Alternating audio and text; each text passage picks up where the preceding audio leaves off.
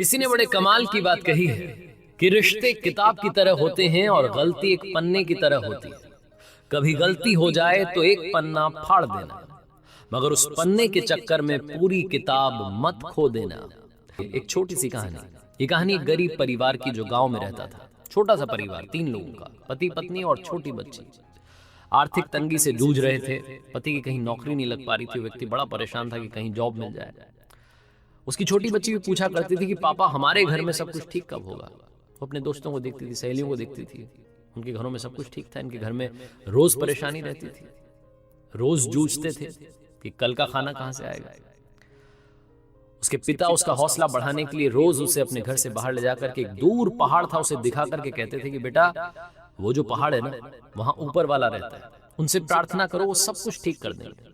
वो छोटी बच्ची रोज प्रार्थना भी करती थी। रोज वो ऊपर वाले से दुआ मांगती थी कि पापा की नौकरी लग जाए। कमाल ये हुआ कि सेना में पापा को जॉब मिल गई, सैनिक की नौकरी लग गई, भर्ती लग गई। घर में मिठाई बटी, उनको लगा कि अब सब कुछ ठीक हो जाएगा। लेकिन कुछ दिनों में इस राज्य पर दूसरे राज्य ने आक्रमण कर दिया।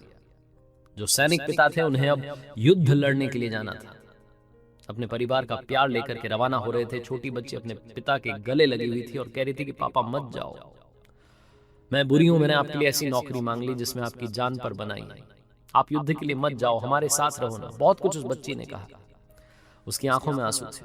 उसके पिता ने कहा कि नहीं बेटा, अब तो जाना होगा। इस राज्य के लिए अपनी जान भी चली जाए तो कौन सी बड़ी बात है। वो ये सब कह रहे थे और बच्ची रो रही थी।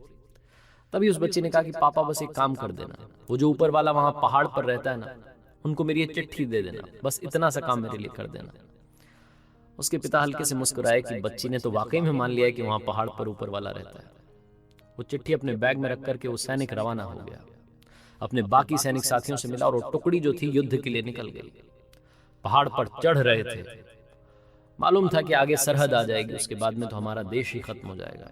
तो एक आखिरी पोस्ट ऑफिस था, वहां जो लेटर बॉक्स होता है उसमें जाकर के इस सैनिक पिता ने वो चिट्ठी डाली। और चिट्ठी डालने से पहले उस पर लिख दिया अपने हाथ से कि बेटा माफ करना, यहाँ कोई ऊपर वाला नहीं रहता है, मैं तो तुम्हारा हौसला बढ़ा रहा था। उसे लगा कि ये चिट्ठी वापस अपने घर भेज देता हूँ, बच्ची को मिल जाएगी और बच्ची समझ जाएगी कि पापा झूठ बोल रहे थे। थोड़ा सा गुस्सा होगी, लेकिन क्या होगा, अब मैं तो जा रहा हूं उस युद्ध में, पता नहीं जान बचेगी नहीं बचेगी। भीषण युद्ध हुआ, 2-3 महीने तक युद्ध चला। एक एक करके इनके सैनिक मरते जा रहे थे।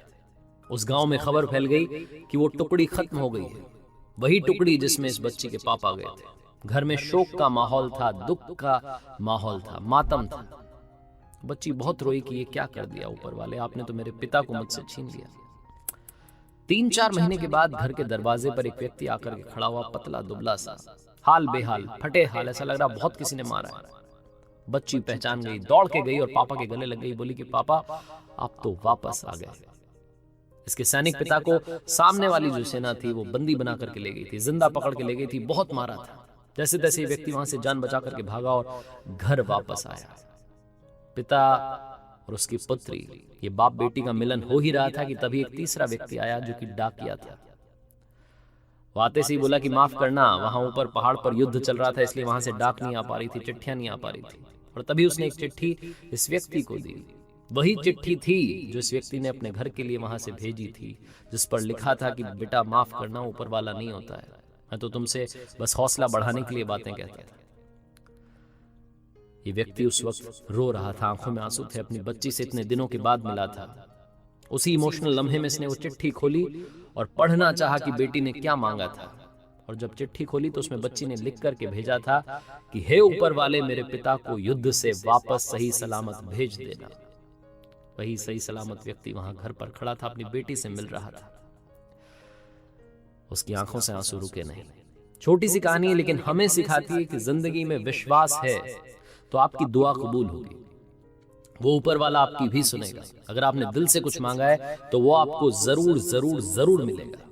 बस आपके फेथ में, आपके बिलीफ में कमी नहीं आनी चाहिए, श्रद्धा में कमी नहीं आनी चाहिए, क्योंकि ऊपर वाला सिर्फ और सिर्फ भाव का भूखा है। अगर आपके भाव सच्चे हैं तो आप जो चाहते हैं वो आपको मिल करके रहेगा, चाहे उसके लिए कितना भी वक्त लग जाए।